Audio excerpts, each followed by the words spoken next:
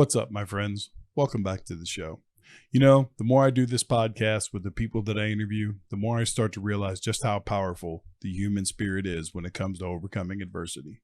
My guest today is a multi-passionate entrepreneur. She's a writer and creator, an animal health and nutrition consultant, and she's also a certified health and wellness coach. Her journey, however, hasn't been an easy one. She's had to learn to manage multiple autoimmune conditions and even overcome an eating disorder. All of that type of stuff would really lead someone to have a pessimistic outlook. However, in Emily's case, she describes herself as a chronic optimist, a dreamer, and someone who is always looking at the possibilities. I think you guys are really going to enjoy this episode. So please help me in welcoming Emily Dickson. Emily, welcome to the JAK'ed Up podcast. I'm so glad to finally get you on the show. Thanks for having me, John. I'm happy to be here. I read through your story and some of your bio and whatnot, and you've truly got an inspiring story. And that's why I really wanted to get you on the show to share your story and share your outlooks. We have a lot of similar mindsets when it comes to health and nutrition. So I thought it would be a real good fit for my audience. So with that being said, why don't you give us a little background, what your journey was like, all the different things you had to go through and what led you to do what you're doing today. Sure. So, I guess my health journey really started when I was in high school and, stopped eating. And when I look back, I think that was really a way for me to try to control chaos that was happening in my life, and really a way for me to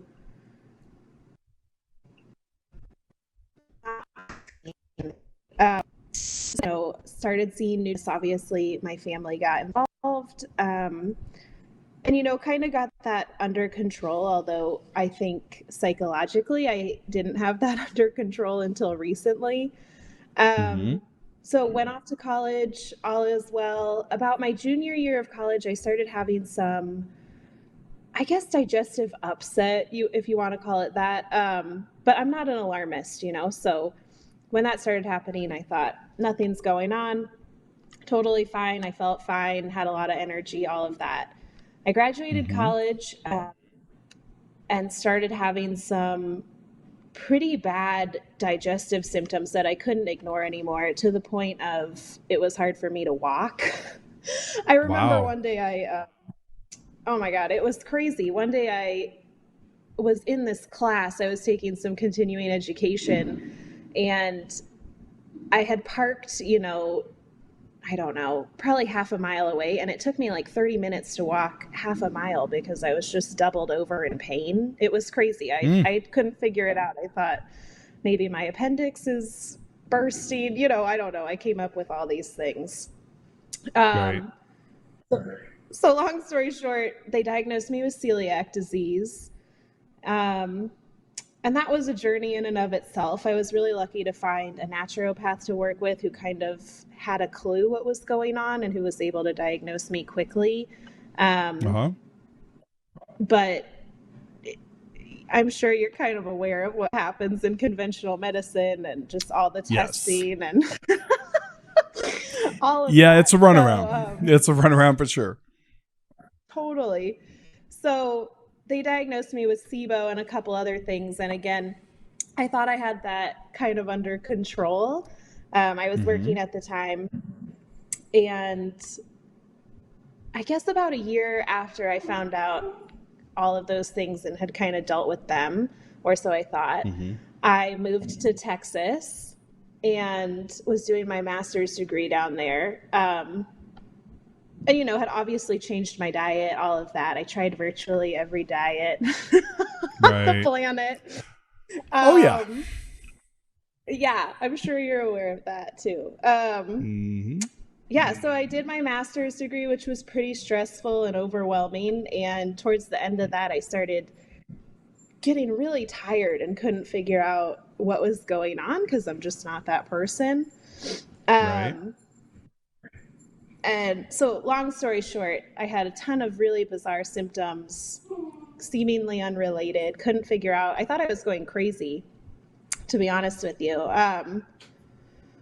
and found a functional medicine doctor down in Texas who did a bunch of testing and actually figured out that I had biotoxin illness or mold illness. It's called chronic inflammatory response syndrome.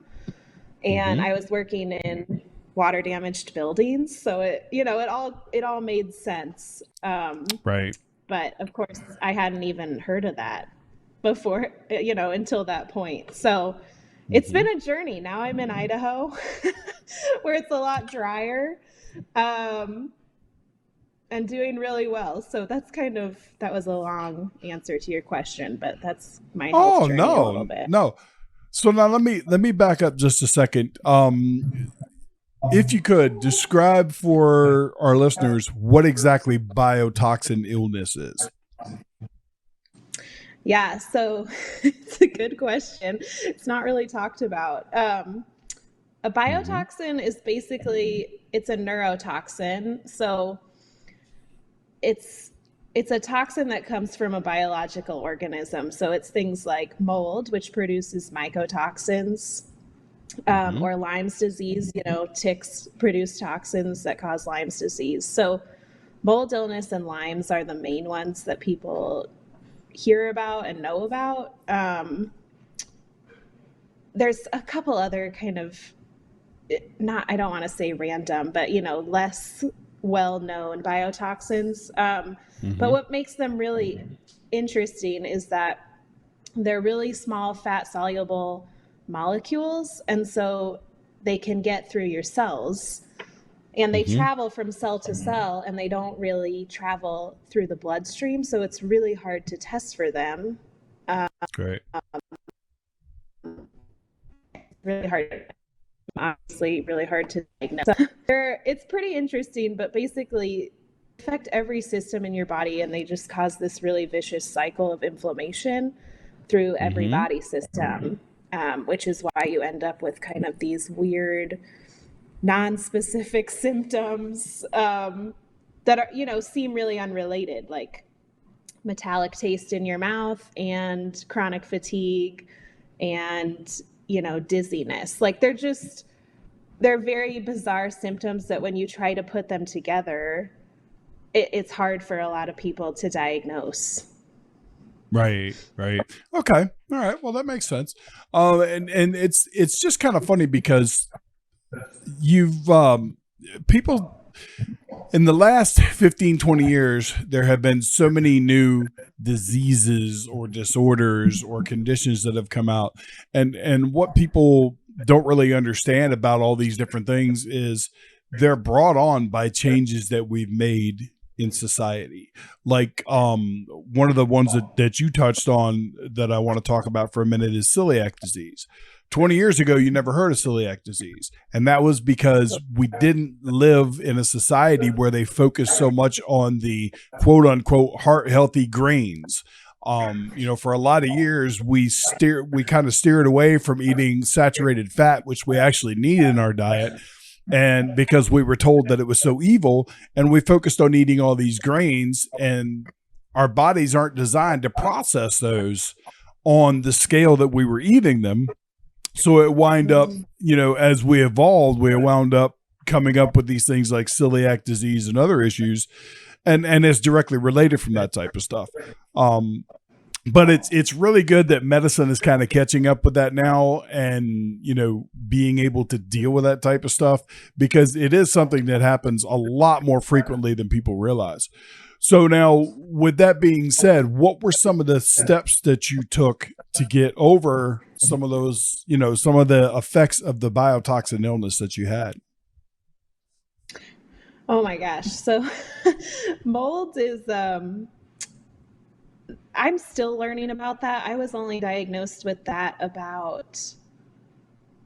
in February of 2019. So it's been a little over a year, and I've made incredible progress since then, but it's wild. Kind of going along with what you were saying about some of the changes we've made in society. A lot of us are living, first of all, we're inside a lot more. We're not getting fresh air. We're not working outside. A lot of people work in, office buildings that have terrible ventilation. no windows, the whole thing, which is just a breeding ground for mold.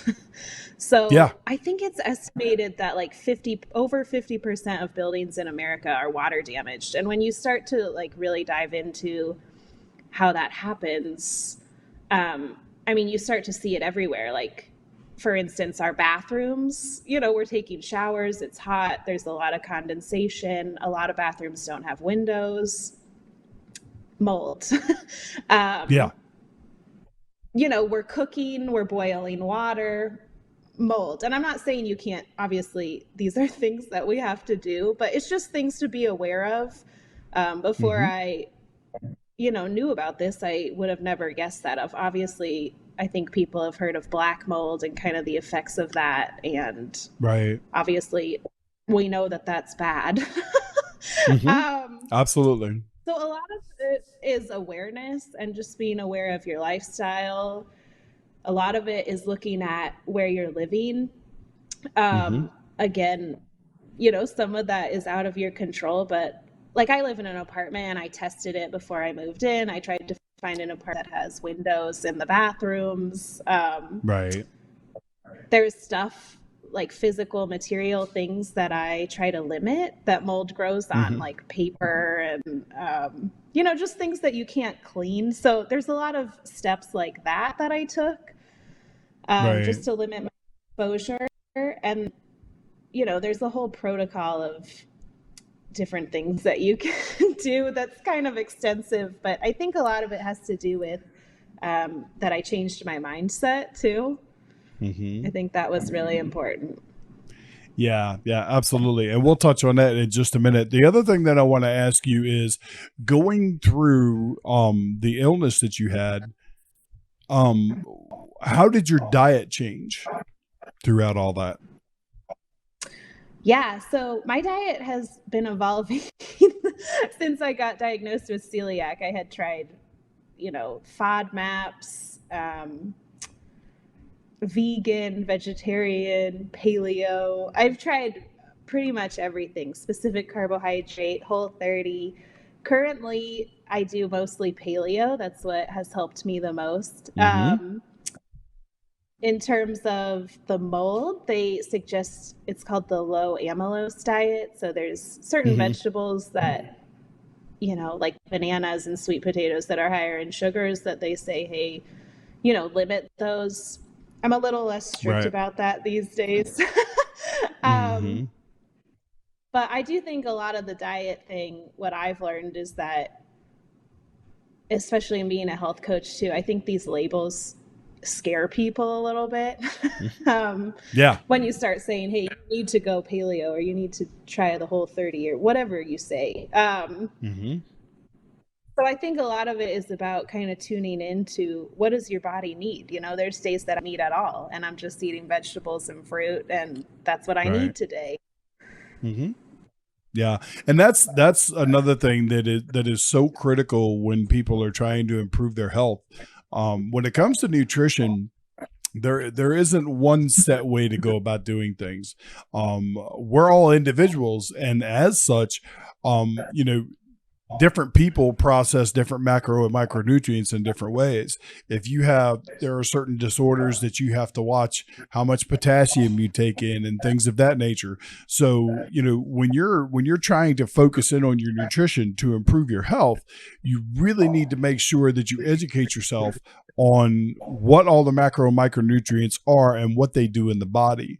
And if you don't have the ability to educate yourself, to where you're comfortable for handling that type of stuff, that's when you need to reach out and work with someone who's a coach that, specializes in that type of thing. So you can make sure you get the proper nutrients and get a plan that's going to work for you. So now the next thing I want to ask, go ahead. Sorry. I was going to say, your body changes every day. So what worked for you yesterday, might not work for you today. It might not work for you next week. That's why I think it's hard to kind of label yourself as, oh, I'm a paleo eater or I'm a keto eater, whatever it is, because next week that might not work for you. Yeah, it is. It's a process. And, it's like, for the last 3 years, I've followed primarily a ketogenic lifestyle. Now, there have been times that I've added in carbohydrates depending on the circumstances. If I was training really heavy in the gym, there were times that I would do that. Sometimes I would do it just as a metabolic reset.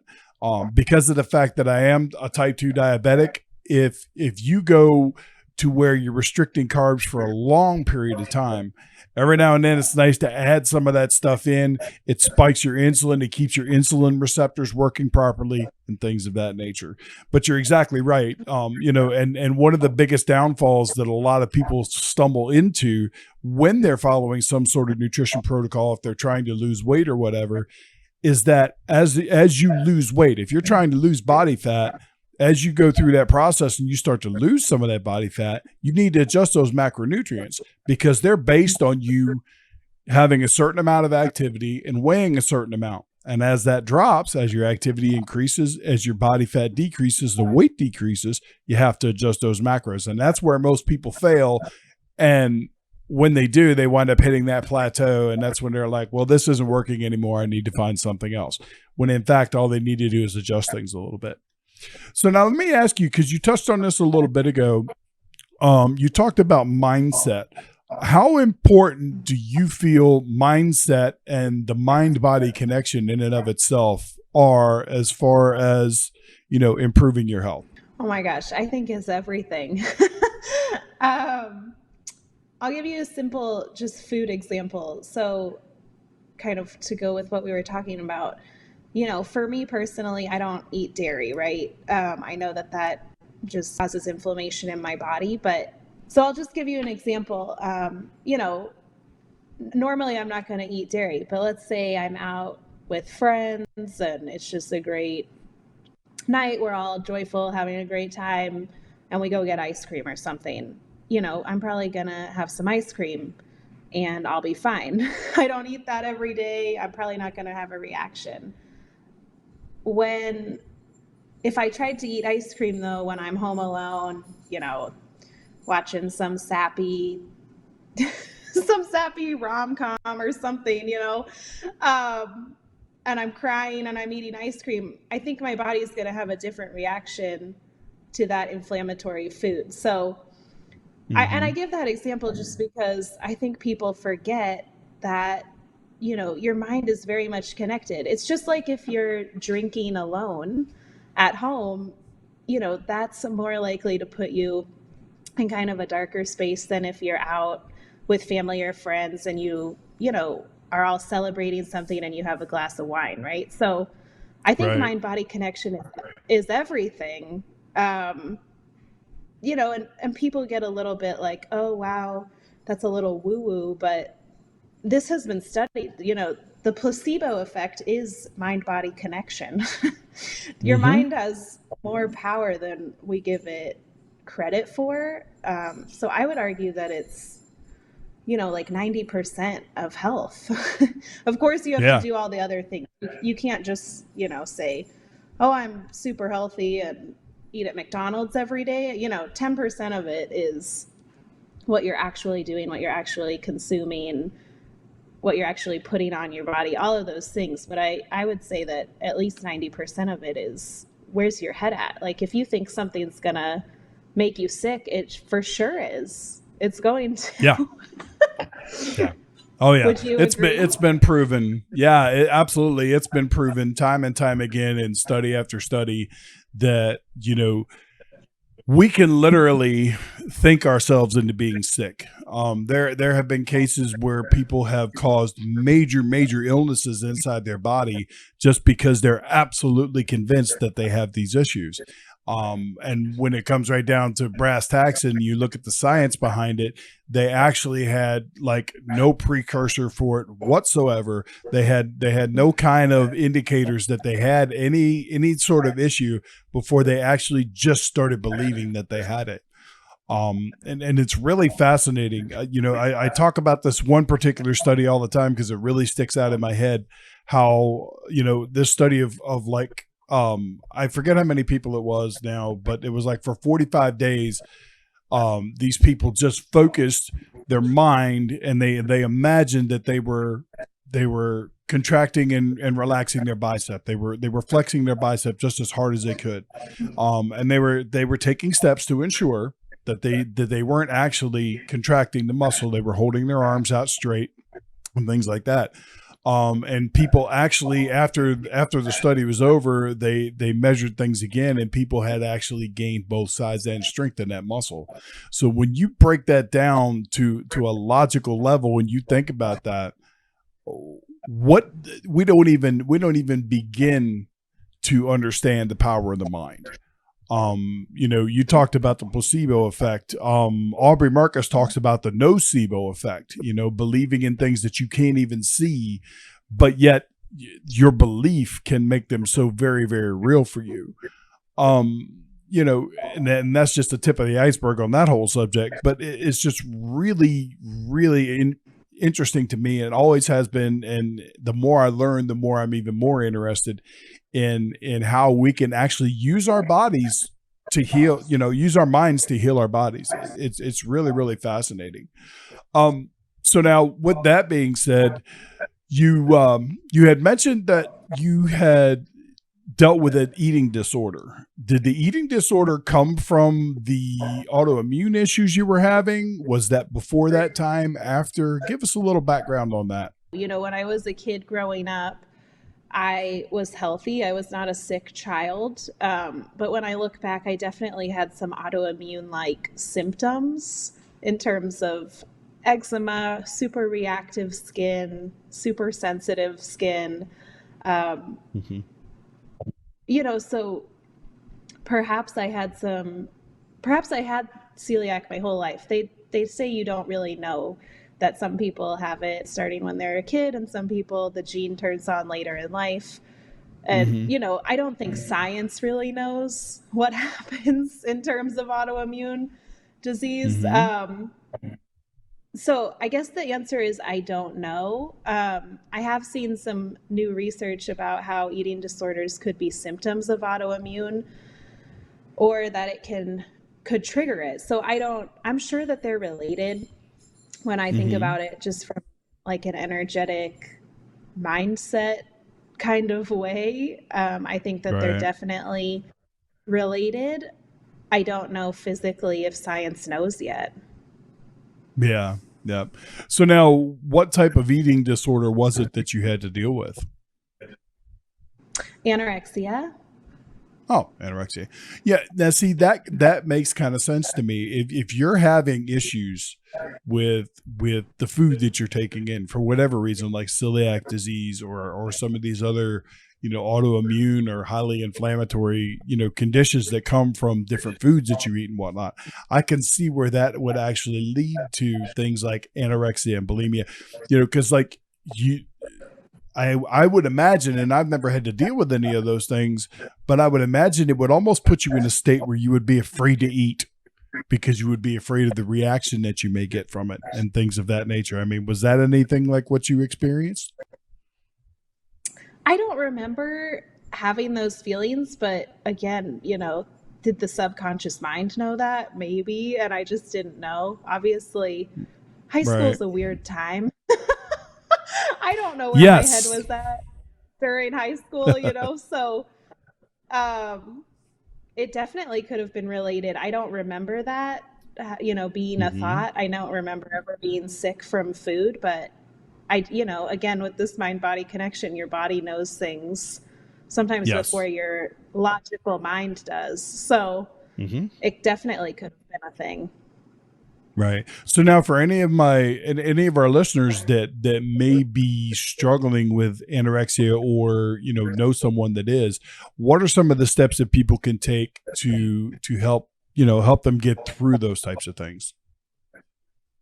Yeah, for sure. And my heart goes out to anyone dealing with that. It's not an easy thing, for sure. My first step is, reach out for help. Don't try to do it alone. It's just like any other addiction or, psychological issue. It's not weak to ask for help. And I would find someone who you can really gel with, you know, whether that's a counselor, whether that's a coach or a nutritionist. Just find someone who specializes in helping people with eating disorders. I think a second step is, you know, spirituality. I think that's a huge component of healing from anything. Just getting in touch with whatever God, universe, source, spirit, whatever you want to call it. Having a connection to something, I think, is probably the number one thing that you need in order to heal. So, Okay. Yeah, I think those would be my main suggestions. Definitely reach out for help and just try to start cultivating your own sense of spirituality, whether that's through rituals, whatever it is for you. I think that's super important. You need that in your life. Yeah. Yep, I agree. So now I want to shift gears a little bit. We're going to come back to that whole thing that you were just touching on. But before I forget, I want to ask you about this. One of the things that you I read in your bio is that you're actually an animal health and nutrition consultant. What's that like? And give us a little background as to how that all came about. Yeah, sure. So I've been riding horses since I was 5 years old. And they were my saving grace for most of my life. So I was really involved with that, always at the barn, always riding. I did some competing, all of that. And so when I went off to college, I knew that I wanted to study animals. I was always an animal person. And so I ended up getting my bachelor's degree in animal science and business. And then I got my master's degree in exercise physiology and nutrition for horses. And that's always been my passion. And what I think is so cool is that horses are really similar to humans. And so I've been able to kind of combine this holistic health for humans and animals, looking at the science and interpreting the science, but also using some common sense. You know, science can't tell us everything. Right. And I'm a research person. Like, I 100% believe in research, but we also need to use our brains a little bit when we read that, because research is done by humans and there's definitely human error that happens. So, yeah, so I do a little bit nutrition and exercise for people and horses and small animals too. Okay. I was going to ask you, do you focus mainly on horses or do you work with other animals too? Yeah, mostly horses, but definitely dogs and cats. And, you know, there's differences, but a lot of similarities. That's awesome. You know, I actually I did a podcast with a man a few weeks ago. His name was Mark Hernandez, and actually, what he does is not only does he work with people as far as, you know, a little bit of nutrition and spirituality and whatnot, but he does energy healings, and he doesn't only do energy healings for people, he does them for his pets, for their pets as well. And it was a really, really interesting interview. He actually, during the podcast, he actually did a energy healing on me. I was having some inflammation in my knee that I had knee surgery on. I had a knee replacement back in December, and it was really interesting how he went through this whole process and how just by me focusing on what it was that he was telling me, it goes back to what we were talking about, how the mind can affect the body. I literally, in the 10 minutes that we were doing this on the show while we were recording the podcast, I literally felt a change in the way that my knee felt. And it was absolutely incredible. I'd never dealt with anything like it. Yeah, it was That's pretty so unique. Awesome. And and see, I think the tie-in between animals and people is a lot more prevalent than people realize. I did I do some live work with some people doing live videos on Facebook and whatnot. And one of the episodes that we did here a few weeks back was talking about managing stress. And in my research, what I found was that, like, one of the top 5 ways to reduce stress is bonding or spending time with a pet, spending 15, 20 minutes a day with a dog, a cat, whatever your pet is, whatever you can find that you can bond with, is it can like reduce your stress by up to 40%. And when you think about what stress does to the body, that's an amazing change that can happen without a doubt. Absolutely.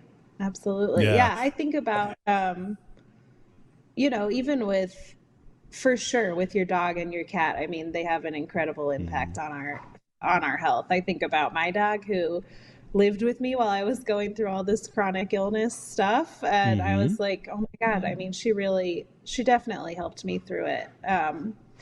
There's new research coming out that shows that the electromagnetic field of the horse's heart is 5 times greater than that of humans.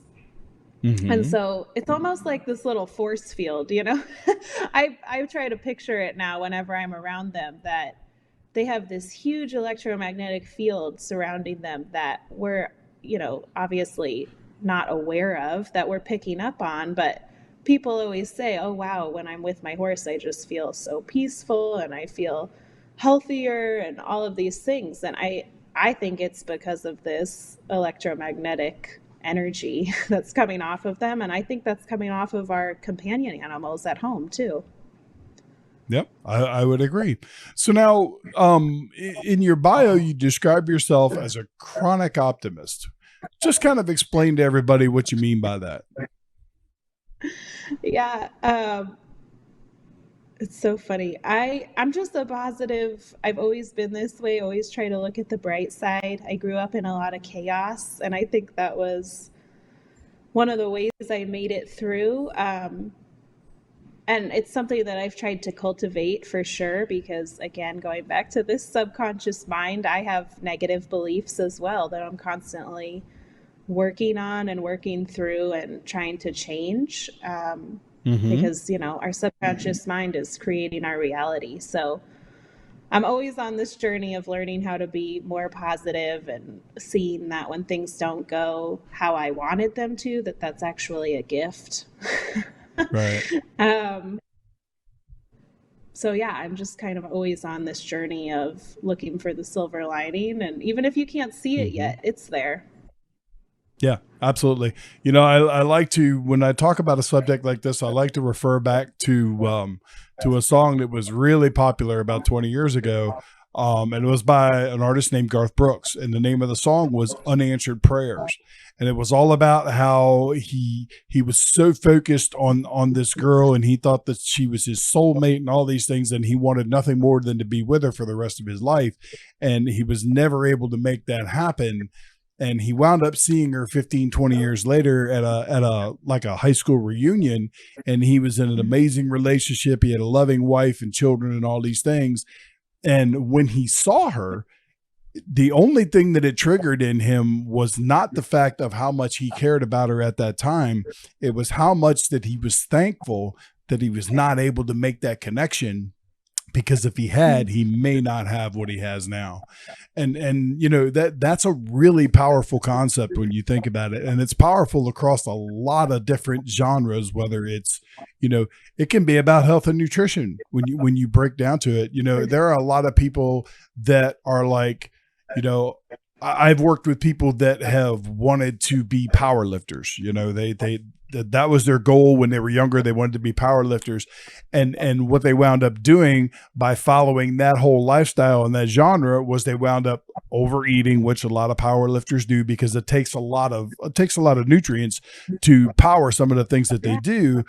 But if you look at a lot of power lifters, like the world's strongest man for a long time, Eddie Hall, when he was in his heyday, he was obese.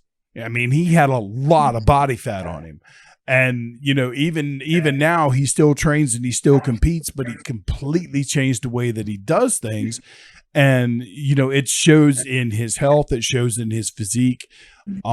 So sometimes, but to go back to the client that I was talking about, he wanted to be a power lifter, and he never really got to where he wanted to be with it. And when he decided he wanted to shift gears, here he was with all this additional weight. He was a borderline diabetic and all these other things.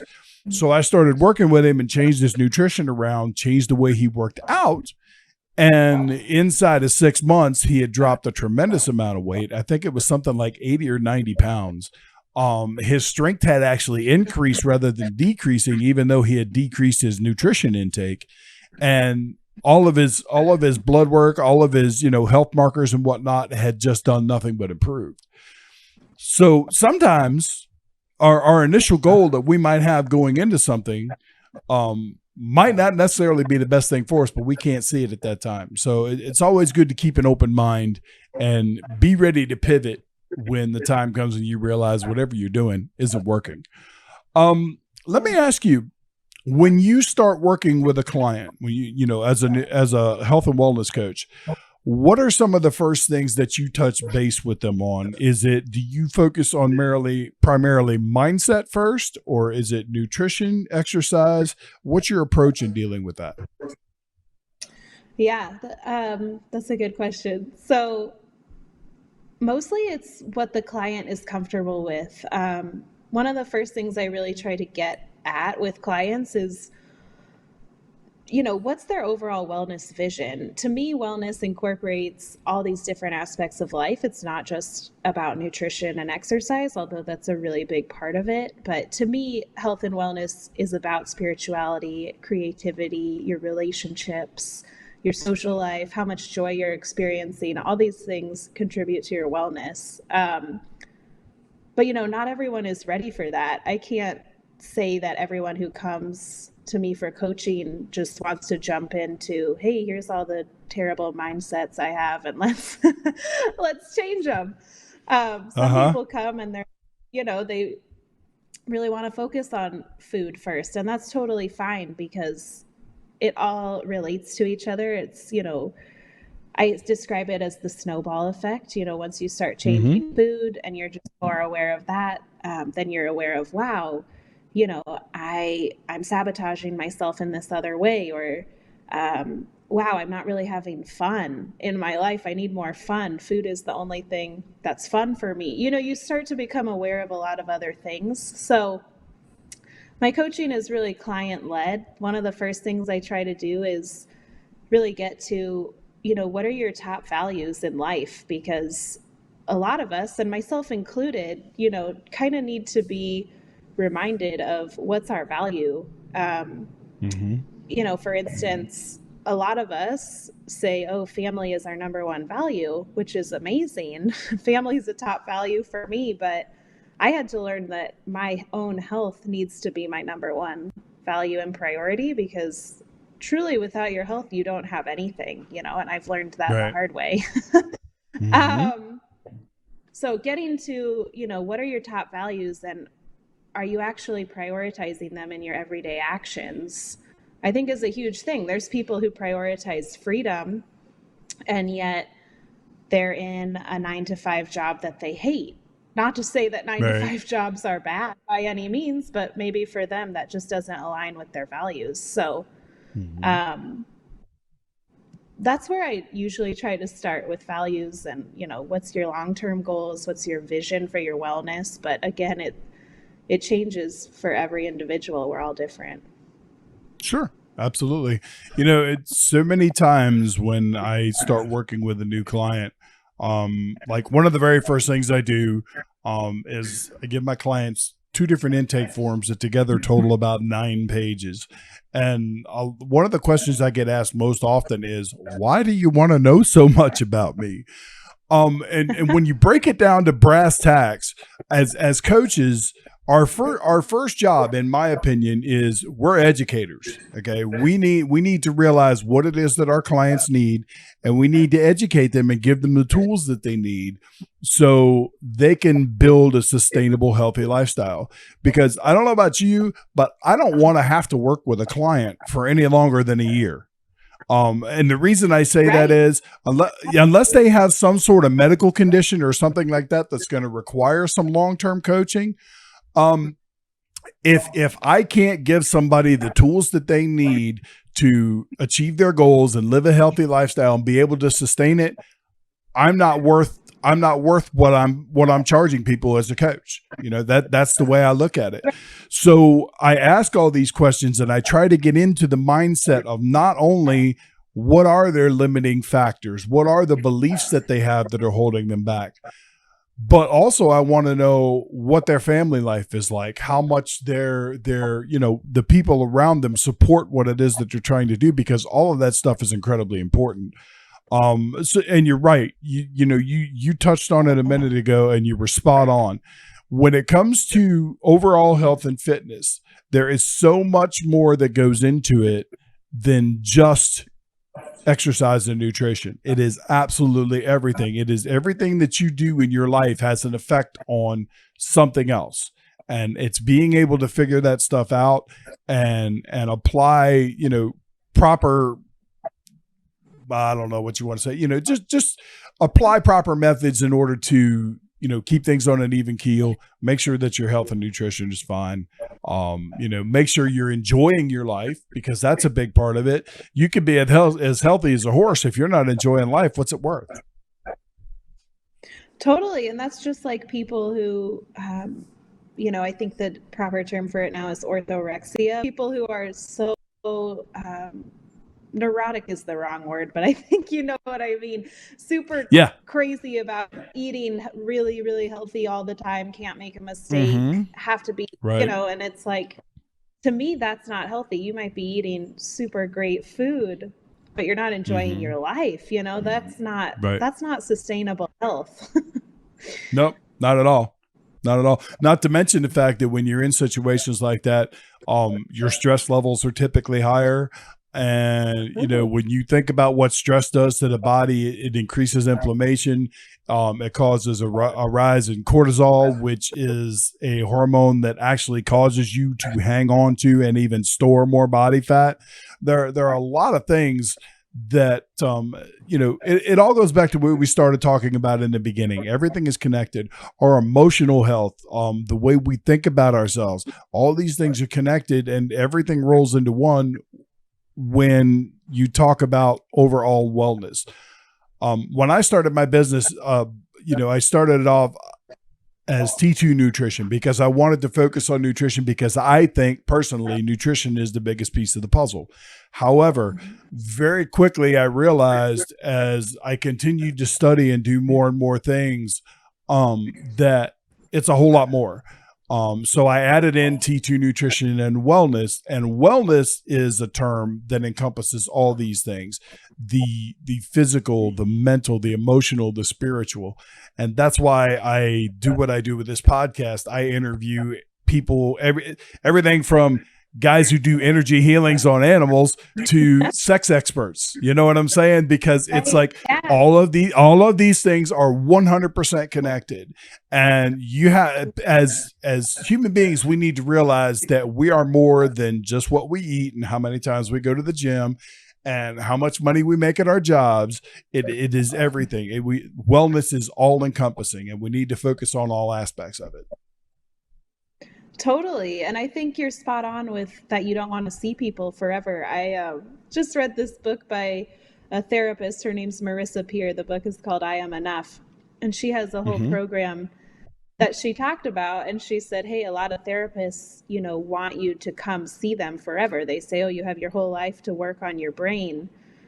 And her point was, I don't want to spend my whole life working on my brain. I want to live my life. I want to figure this out so I can live my best life. And that's how I see and feel about coaching. It sounds like you do too, which I think is awesome.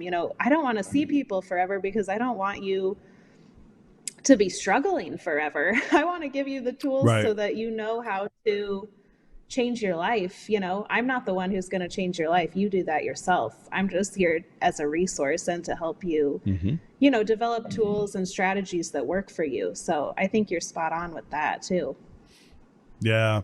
It's like, I actually had somebody ask me one time, they were like, well, that doesn't seem like you're creating any kind of job security there. You know what I mean? But I look at it like this. My goal with all this is to help as many people as I possibly can. That's why once I got into this business, I didn't opt for, working at a gym, because working at a gym, I only can see so many people in the course of a day, so many days a week. it limits the reach. It limits my ability to be able to help more and more people. So I took my business online, and then at, it seems kind of crazy, but at 52 years old, I started a YouTube channel and started to learn how to do all this video stuff and podcasting and all this other stuff, because I realized the power that we have now that 20 years ago we didn't have. We can literally, I can sit down in my office and I can turn on my camera and I can do a live feed on Facebook. And even though I might only have 50 people watching that live at that point in time, I can literally reach thousands, because once the content's out there, it's evergreen. It's always there for someone to stumble across, and, they listen to it or they watch it or whatever. And then it affects change in your life. And for someone like me, and obviously you're the same way, you want to help as many people as possible. That's something that you just, I wish that had been around forever, because maybe we wouldn't have the problems with obesity in the world like we do today, and type 2 diabetes and all these other things. But it wasn't. But now that we have it, we really need to take advantage of it. Those of us who are in this space and are looking to help people, we really need to take advantage of it and reach out to, to help as many people as possible. Totally. I totally agree. That's so awesome what you're doing. Thank you. Thank you. So now let me ask you, is there anything else you want to talk about or touch on before I ask you my final question of the show? Anything that we haven't already discussed? I don't think so. I feel like we've hit on so many good things. I guess my final message is just, take care of your whole self. It matters. Mm-hmm. Reach out if you need help. But I think if you just tune in, your body knows what to do. You know what to do. Yep, I would agree. Okay, so now here it comes. The last question that I ask everybody. Okay.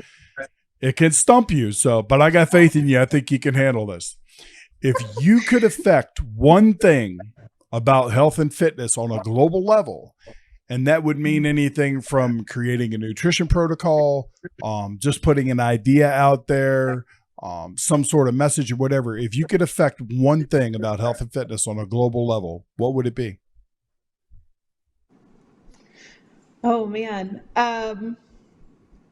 I think it would have to do with taking a proactive role in just everyday wellness.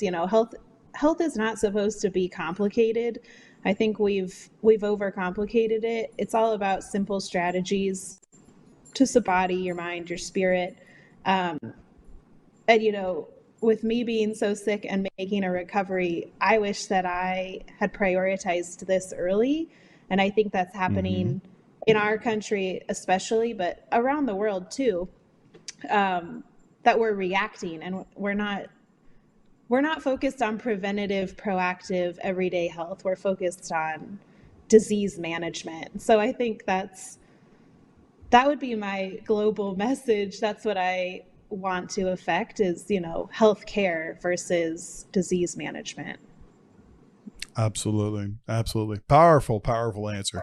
One of the favorite people that I like to follow is Aubrey Marcus, and in his book, Own the Day, Own Your Life, one of the biggest quotes that I took away from that was that there's a treatment out there for just about everything that ails you.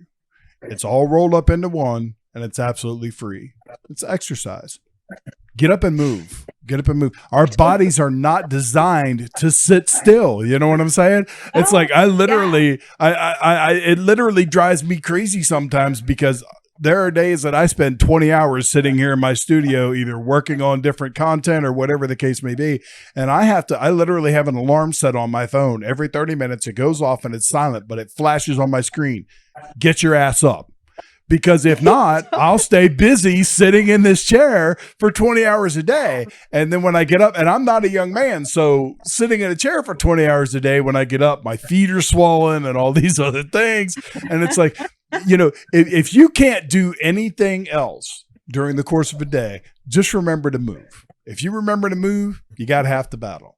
Then the other half is just, understanding nutrition, I think, and, eating what works for you, because what works for me doesn't work for you. I can eat stuff that you can't because you have certain issues. You know what I'm saying? And people need to understand that there is no cookie cutter diet. There is no the food pyramid. Throw that sumbitch away. It's worthless. Oh my you know God, what I mean? Yeah. Yeah. It's horrible. If anything, flip that damn thing upside down. You got a better shot. That's how I look at it. So, all right. Well, I'm not going to take up any more of your time, Emily. I want to thank you so much for coming on the show. But before I let you go, why don't you let everybody know where they can find you on social media and whatnot if they want to connect? Yeah, sure. I'm on Instagram at Emily Claire Dickson, EmilyClaire, D as in dog, Ickson. That's the best place to find me. My website is primetimetherapy.com. But I spend most of my time on social media on Instagram. Okay. Sounds good. Well, there you go, folks. You know how to get in touch with her. All right, Emily, I'm going to wrap this up real quick. So just sit tight. I'm going to come right back and we'll have some parting words. Okay. Thanks, John. All right, guys. I know there was some video glitches and whatnot in this and some audio glitches, but you know what? The message is here. The message is powerful. Emily was an amazing guest. You guys reach out to her on Instagram, reach out to her on her website. If you're looking for somebody to work with, you know, she's truly awesome. She's got a great mindset for this. I really enjoyed this episode and I hope you guys did too. So if you did, do me a favor, hit the like button, subscribe to the channel, hit the bell and the all feature so that way you get notified when the latest episodes of the JAK'ed Up podcast drop. And until I see you next time, you know my motto, playtime's over. It's time to go to work.